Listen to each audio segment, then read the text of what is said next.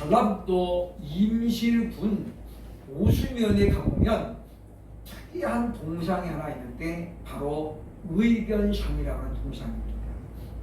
개가 주인공이잖아요. 제가 초등학교 2학년 때 교과서에 실렸던 그와 같은 기사입니다. 평소에 자신을 이뻐해주고 키워주었던 주인이 잔치집에 갔다 돌아오는 게 술에 많이 취를 해가지고 그냥 길가에 있는 무덤가에서 잠이 들어요. 그런데 공교롭게 불이 나잖아요. 제가 안양 감밀산기동에서 처음으로 3일 금식을 제가 했는데 하필이면 거기 위에 무덤가에 불이 났어요. 그때 막 이틀째가 돼가지고 참 힘들 때인데 기운이 하나 없는 게 불이 났으면 어떻게 꺼야 되잖아요.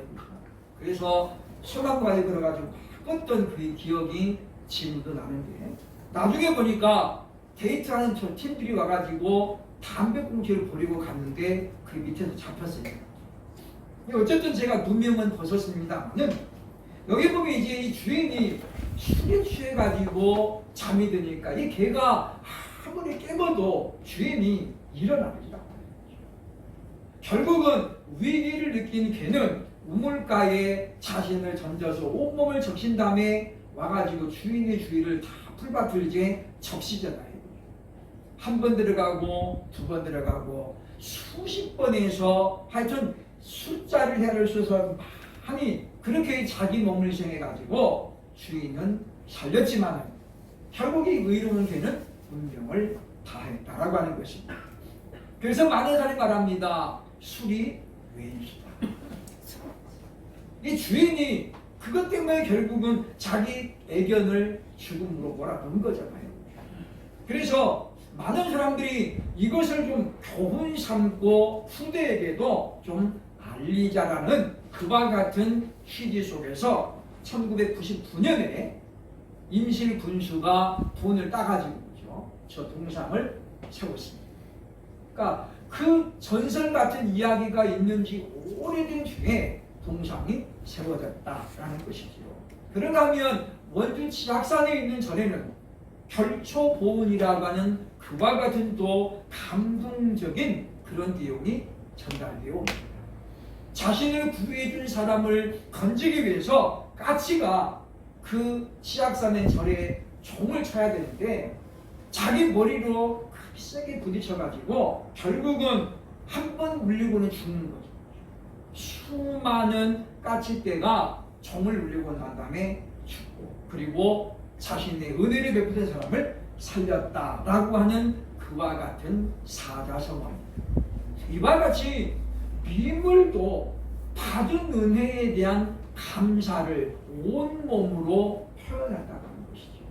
하물며 하나님의 형상대로 지음받은 사람은 당연히 감사를 할 줄 아는 그런 존재로 하나님께서 창조하셨다라고 하는 것입니다. 그러나 불행하게도 디모데후서 3장에 보면 말세에 고통하는 때가 이르리니 사람들은 감사치 아니하며 라고 사도 바울은 마지막 시대의 사람들의 특징을 그렇게 소개하고 있습니다. 그래서 심지어 부모에게도 감사하지 아니하고 무정하며 정이 없다는 거죠. 무정하며 하나님께도 감사하지 아니합니다.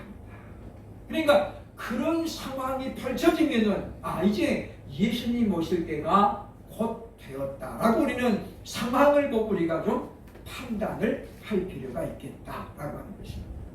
그런데 우리는 오늘 우리가 이 말씀을 우리가 기억해 보면서 저번에 지난해 말씀드렸습니다만은 이 코로나 팬데믹 가운데 아직도 끝나지 않았습니다.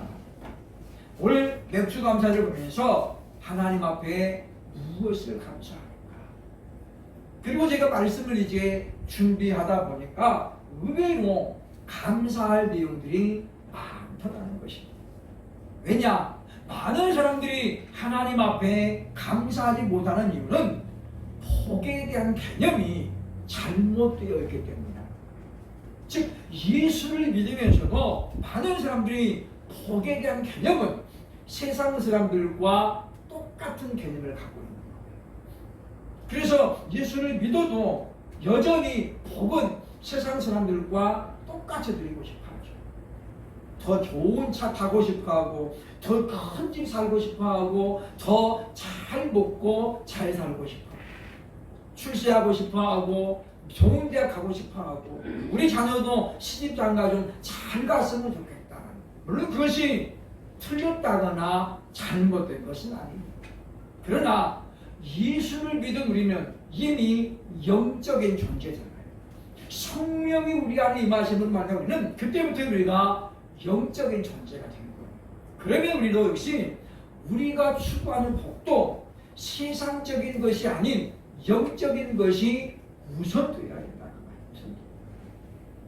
그러나 많은 사람들이 자신의 상황을 보면서도 감사할 조건들이 있음에도 불구하고 감사하지 않는 건 뭐냐면 세상 사람들이 바라보는 똑같은 복으로 자신을 바라보기 때문이다라고 하는 것입니다.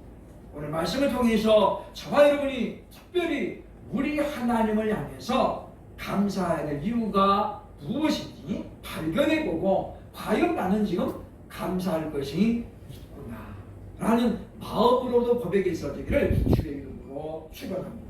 첫째 우리가 감사해야 될 이유는 무엇입니까? 1절로 3절 보면 하나님의 인자하심이 영원하기 때문이라고 말씀합니다.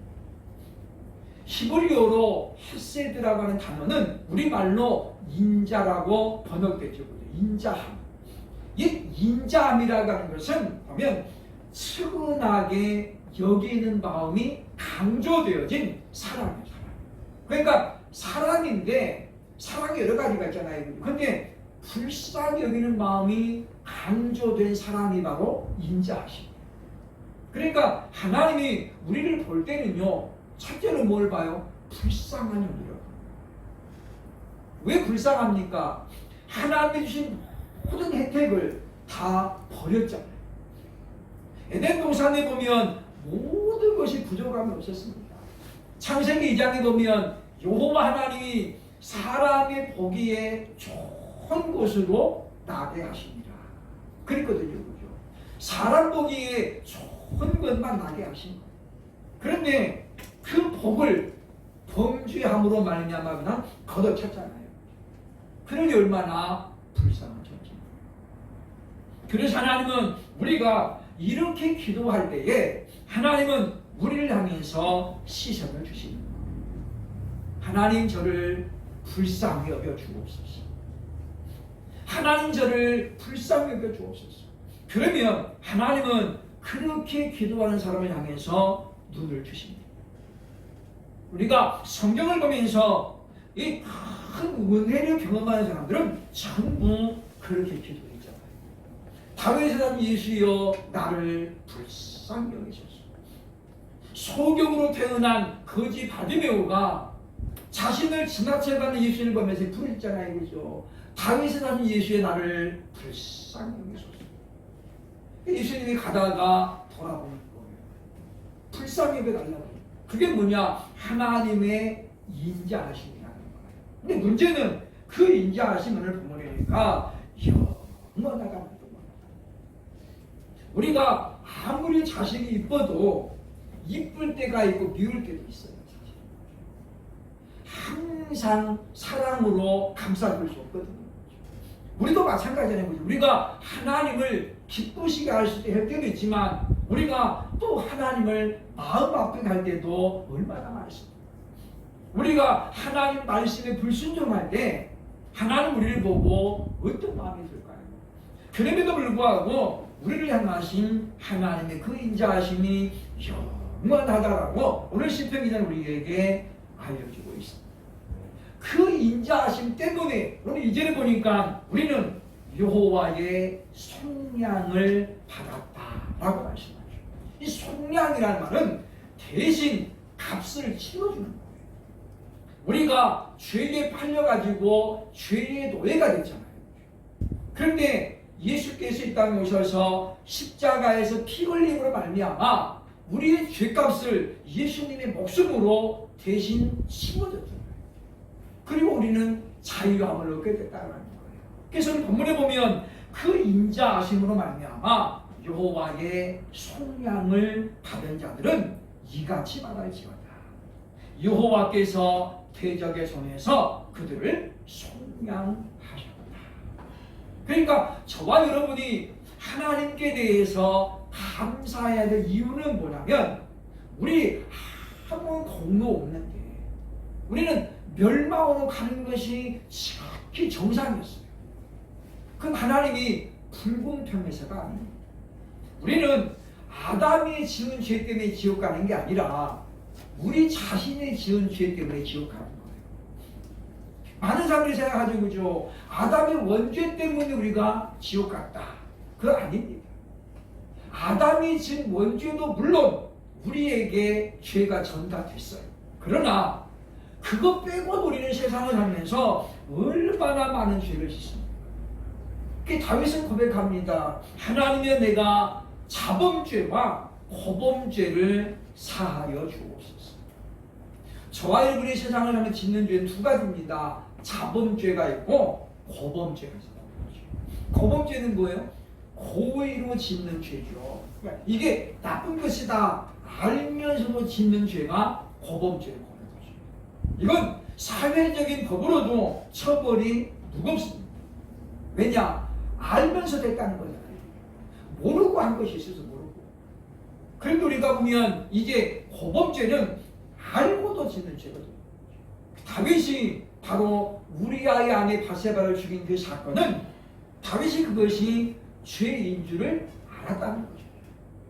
그런데 그 한순간에 눈이 멀어가지고 사고를 치고 나니까 이것을 수습은 해야 되겠고 방법은 안 통하고 우리아가 너무 충성된 장군이었기 때문에 다윗의 계략이 실패하는 거예요. 그러니까 너무 충성된 일꾼이다 보니까 그 일꾼을 결국은 다윗은 어떻게 해요? 제거해야 된다. 그것이 다윗의 평생에 누르고 있는 거예요. 그래서 하나님이 나단을 통해서 다윗을 책망했을 때 다윗은 말 한마디 변명하지 않습니다. 한마디 변명 안 하고 딱 엎드려 양탄자에 엎드려가지고 내가 죽일 놈입니다. 하나님 앞에 회개하는 것을 우리는 성경을 통해서 보게 되어진다고 하는 것입니다. 이와 같이 우리는 연약한 존재이기 때문에 때로는 우리가 고의적인 죄를 지을 때도 있고 하나님의 뜻이 아닌 걸 알면서 불구하고 딴 길로 갈 때도 있다고 말이죠. 마치 요나처럼 말입니다. 그런데 하나님은 그럼에도 불구하고 그런 순간에도 불구하고 우리를 향하신 그 인자하심을 거두지 않는다. 하루에도 몇 번씩 차라리 저는 그냥 내버려두자. 그런 마음이 우리 같은 게 있는데 하나님은 그럼에도 불구하고 어떻게 해요? 기다리고 또 기다리고 돌아오겠지. 언젠가는 깨닫겠지. 그리고 기다리시는 그 인자하심이 영원하기 때문에 우리는 감사해야 된다는 거예요. 그러므로 선지자 하박국 선지자는 3장 17절로 18절 이렇게 노래하고 있습니다. 비록 무화과 나무가 무성하지 못하며 포도나무에 열매가 없으며 감람나무에 소출이 없고 밭에 먹을 것이 없으며 우리의 양이 없으며 외양간에 소가 없을지라도. 이 사람 보면 완전히 거지잖아요. 가진 게 아무것도 없네. 먹을 것도 없대. 그런데도 불구하고 뭐라고 하는 거예요? 나는 여호와로 말미암아 즐거워하며 나의 구원의 하나님으로 말미암아 기뻐하리로다. 왜입니까?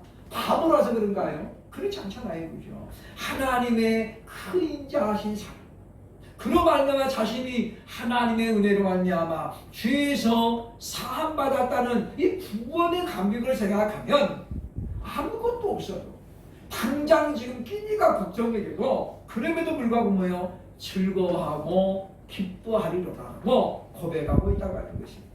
그러므로 사랑하는 여러분이요, 저와 여러분도 하나님의 선함을 확신하면서 날마다 감사할 수 있기를 주의 이름으로 축원합니다. 둘째로 우리가 하나님께 감사해야 될 또 하나의 이유가 있습니다. 4절로 7절에 보면 우리의 기도에 응답하시기 때문이다 라고 하는 것입니다. 우리가 하나님 앞에 기도하면 하나님이 반드시 이루어진다는 거예요. 6절로 7절에 말합니다. 이에 그들이 근심 중에 여호와께 부르짖으며 그들의 고통에서 건지시고 또 바른 길로 인도하사 거주할 성읍에 이르게 하셨다. 근심 중에 부르짖고 그랬더니 어떻게 하나님이 고통에서 건지셨고 우리를 바른 길로 인도하셨다. 바른 길. 중요한 것은 바로 이겁니다. 바른 길로 인도하셔서 거할 성읍에 이르게 하셨다. 광야 40년 기간을 끝내고 지금 약속의 땅 가나안으로 인도하신 하나님에 대한 고백입니다. 광야 40년 동안 이스라엘 백성들에게는 아무것도 소유물이 없었습니다. 그럼에도 불구하고 성경에 보면 그 40년 동안에 굶어서 죽은 사람이 하나도 없어요. 그렇잖아요. 물론 성경이 굶어 죽었는데 기록 안 했을 수도 있죠. 그러나 하나님은 완벽하신 분이잖아요. 고기가 먹다고 원망하고 불평하는 그들을 하나님은 매출하기를 모아주셨는데 장장 한 달 동안에 매일같이 꿩 고기를 먹게 하셨답니다. 매출하기가 꿩과에 속한 꿩입니다. 꿩. 그리고 우리 시골에서도 사실 닭보다도 꿩이 훨씬 더 많이 있잖아요. 그래서 어쨌든 하나님을 이와 같이 한두 사람도 아닌 그 수백만 명에게 한 달 내내 고기를 먹게 하셨던 그런 분이죠. 그러니 당연히 굶주린 사람은 없었다라고 볼 수 있다고 하는 것입니다. 우리도 우리 지난 날들을 돌아보면 위기의 순간에 하나님께서 우리를 그의 팔로 안으시고 때로는 업으시고 우리를 위기의 순간에서 벗어나게 하셨음을 우리는 고백하게 되어집니다. 4월인가 제 후배 하나가 저에게 전화가 왔습니다. 우리 딸을 위해서 기도해 주세요. 딸이 결혼한 지 10년 됐는데 임신이 안 돼요. 팍방으로 애를 써먹으래도 기도하는데 안 되는 거예요. 그래서 이제 더 나이 먹으면 못 나니까 그래서 인공수정합시다. 그래서 위해서 기도해달라고. 그래서 제가 이제 같이 기도했습니다. 1차는 실패로 돌아갔어요. 보통 1차는 많이 안 되더라고요. 그래서 이제 2차를 날짜를 정해놓고 기다리고 있는데 자연 임신이 되는 자연 임신. 10년 동안 그렇게 기다렸는데 어디 갔다 이제 온 거예요. 그래서 이분이 전화가 왔어요. 목사님, 우리 딸아이 임신했습니다. 1차 실패하고 2차 날짜 기다리고 있는데 자연적으로 임신이 됐습니다. 그래서 딸의 그 소식을 듣고 너무 하나님께 감사한데 우리 교회가 생각이 어땠다더라고요. 저 혼자만 기도한 게 아니고 얼마나 주변에 많은 사람들이 기도했겠습니까? 그런데 사람들은 이것을 우연의 일시로 볼 수도 있죠. 그러나 믿음의 사람은 뭘 보는 거예요? 하나님의 은혜로 보는 거예요. 이것이 바로 믿음의 사람과 세상 사람과의 복의 차이랍니다. 세상 사람들은 그냥 우연히 봅니다. 아, 우연히 그렇게 된 거지. 그게 무슨 기도했다고 되냐? 그러면 뭐 불신, 이 임신하는 사람 하나도 없게? 그렇게 우리가 본다는 거죠. 하나님께 대한 감사는 하나님께서 나의 부르짖음에 내 때가 아닌 하나님의 때에 응답하셨다라고 믿기에 그러므로 하나님께 감사할 수 있다고 하는 것입니다. 우리는 기도하면서 자꾸만 우리가 원하는 때에 응답을 요구합니다. 근데 하나님은 그렇지 않다는 거예요. 우리가 원하는 때가 아니라 하나님이 원하는 때에 주시는 거예요. 사가랴와 그 아내 엘리사벳이 자녀를 놓고 늘 기도했습니다. 레위 지파인 그들이 자녀가 있어야 되는 거예요. 그래서 애들이 계속 기도하다가 이제 임신 가능 시기가 다 지나간 거예요. 그래서 이제 기도를 멈췄습니다. 사가랴도 하나님 자식 하나 주세요. 기도 안 하고 엘리사벳도 이제 더 이상 안 하는 거예요. 왜? 이미 병수가 끊어졌잖아요. 그런데 하나님께서 다 포기하고 있는데 어느 날 사가랴에게 나타나잖아요. 네가 아들을 낳아. 이름을 요한이라. 사가랴가 기도하다가 이제 멈췄잖아요. 그러니까 어떻게 해요? 못 믿어보는 거예요. 그래서 이야기하잖아요. 네가 아들을 낳을 때까지 벙어리가 될 것이다. 그래서 사가랴가 보면 사가랴가 안에 들어갔다가 나올 때 벙어리가 돼가지고 나와요. 한동안에도 안 나오잖아요. 그리고 마침내 요한을 낳고 이름을 요한이라고 지을 때에 그의 입술이 열려서 말문이 튀어졌다라고 성경은 우리에게 알려주고 있다는 것입니다.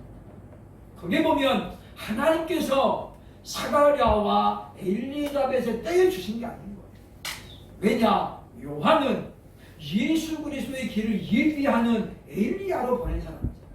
그러니까 자연적인 임신이라고 보는 것이 아니라 하나님의 특별한 응답으로 나오는 아들이에요.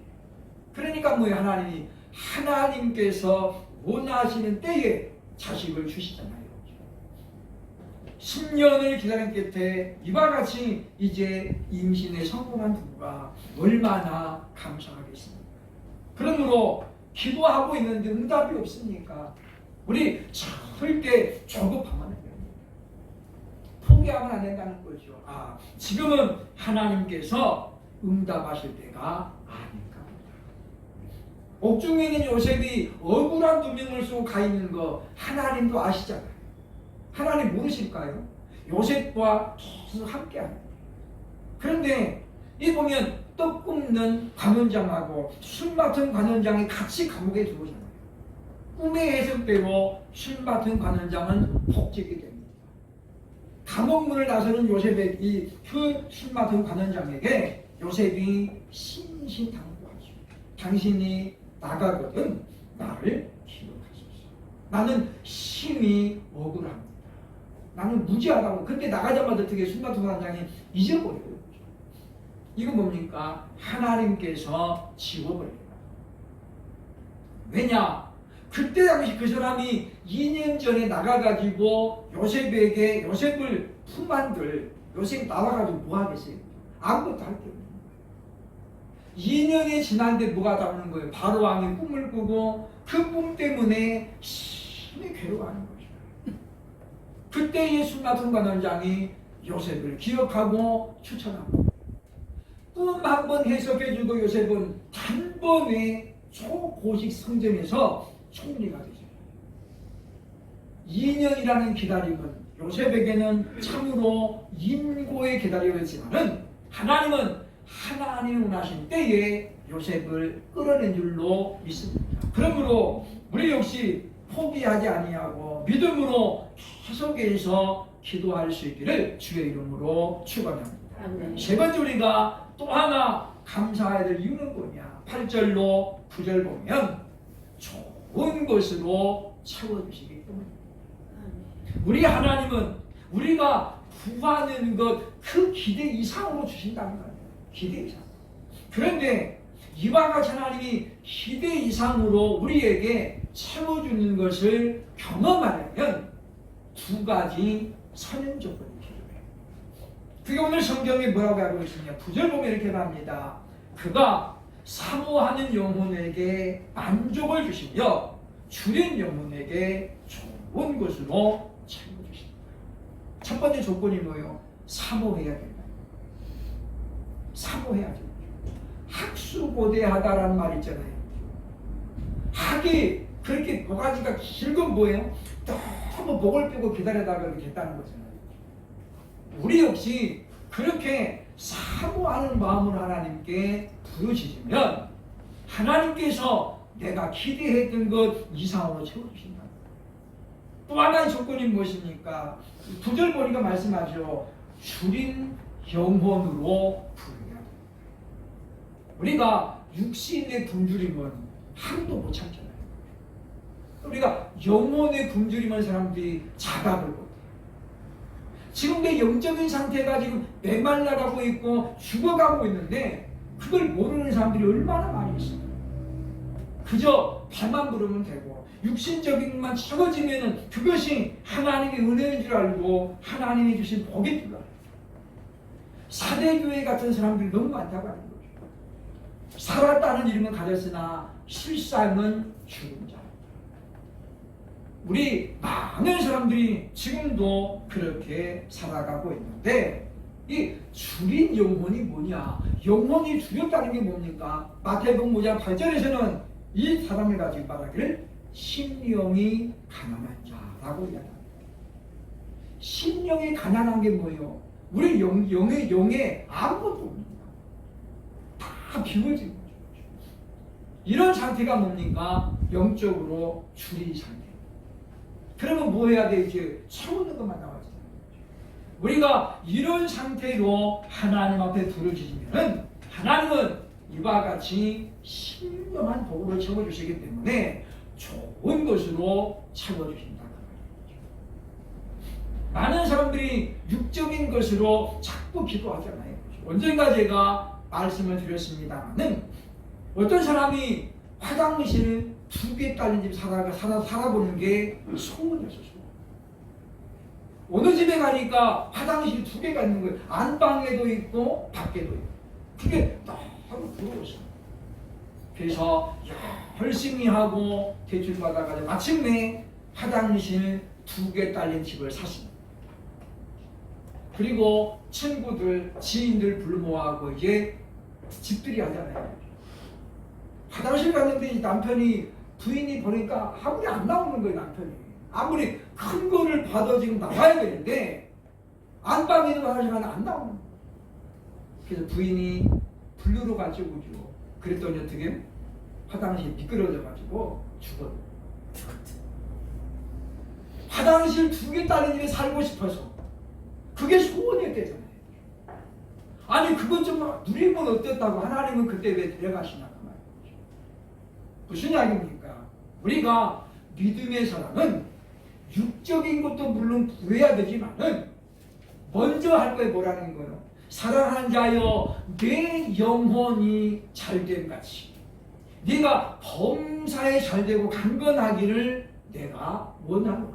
주님이 원하는 건 뭐냐면 우리가 범사가 잘되는 게 먼저다. 뭐가 문제예요? 네 영혼이 잘됨 같이. 그러니까 영혼이 잘되고 그 영혼이 잘되는 것처럼 범사에 잘되기를 주님이 원하시는 거예요. 근데 우리는 뭐예요? 영혼에 대한 관심이 없어요. 하나님 나라에 우리 집이 지금 초가집인지 지붕이 없는지 별 관심이 없잖아요. 그리고 뭐에만 관심이 있습니까? 나도 좀 화장실 2개 딸린 집에 살아봤으면 좋겠다. 저도 그런 꿈을 꿉니다. 우리 집도 좀 넓었으면 좋겠다. 우리 작은 방이 너무 작아가지고 2명이 자기 놈은 적을 때가 많아요. 요즘 같은 더운 날. 어젯밤에 집사님 보니까 없어졌대요. 그렇죠? 그러니까 교회 간다 했더니 큰 방으로 가자고 했대요. 어제 10대야 했잖아요. 옛날 말이 여름사람 다만 썩는다. 그래서 신혼부부도 떨어져서. 그러나 그것이 가장 우선순위가지만 하나님이 안 기뻐하십니다. 자녀가 잘 돼야 되고 우리 인생이 잘 돼야 되죠. 그러나 그것이 최고의 우선순위가 안 된다는 건 하나님이 기뻐하지 않습니다. 그래서 사도 바울은 이렇게 고백합니다. 로마서 14장 7절로 8절에 보니까 우리 중에 누구든지 자기를 위하여 사는 자가 없고 자기를 위해 죽는 자도 없다. 그러므로 우리가 사나 죽으나 주의 것입니다. 우리의 모든 것이 하나님 것이라고 믿는 사람은 벌써 구하는 것이 다릅니다. 땅의 것 구하지 않고 육신적인 것 구하지 않습니다. 만약에 바울이 육신적인 것을 구했더라면 예루살렘에 갔을까요? 안 갔습니다. 왜냐? 주변에 사랑하는 자들이 바울을 다 말리잖아요. 당신이 예루살렘 가면 이와 같이 체포돼가지고 이제 끌려갈 것입니다. 바울을 울면서 말리잖아요. 그때 바울이 사도행전 20장에 뭐라고 하니까 너희가 어찌하여 울어 나를 나도 안다. 자기도 안 되는 거예요. 근데 뭐 때문에 가요? 아버지가 원하십니다. 하나님이 기뻐하시는 일이 자기가 지금 예루살렘에 가는 거예요. 그리고 최종적으로 어떻게 됩니까? 로마의 네로 황제 앞에서 복음을 전합니다. 누가 할 수 있습니까? 바울 아니면은 아무도 할 수가 없습니다. 그런데 방법이 뭡니까? 네로를 만나려면 재판을 통해서만이 네로를 만날 수 있습니다. 아무리 로마의 시민권을 가지고 있더라도 유대인인 그가 네로를 만난다는 것은 재판이 아니고는 안 됩니다. 그 과정을 통해서 바울은 자신이 만난 예수님을 증거합니다. 믿거나 말거나죠. 그것을 네로가 받고 믿으면 복이지만은 안 믿어도 할 수 없는 거예요. 그러나 바울의 사명은 뭐예요? 그가 믿을지 안 믿을지는 중요하지 않습니다. 당시 세계 최고의 나라의 황제인 네로에게 예수를 전하는 거죠. 이 얼마나 영광되고 복된 일이겠습니까? 우리는 이와 같이 참으로 이제 하나님의 은혜로 말미암아 하나님을 전하는 백성입니다. 그러므로 사랑 여러분이요, 기대 이상으로 참아주시는 그 하나님을 경험함으로 말미암아 저와 여러분의 삶이 하나님 앞에 감사가 넘치는 그런 삶의 주인공들이 되시기를 주의 이름으로 축원합니다. 기도하겠습니다.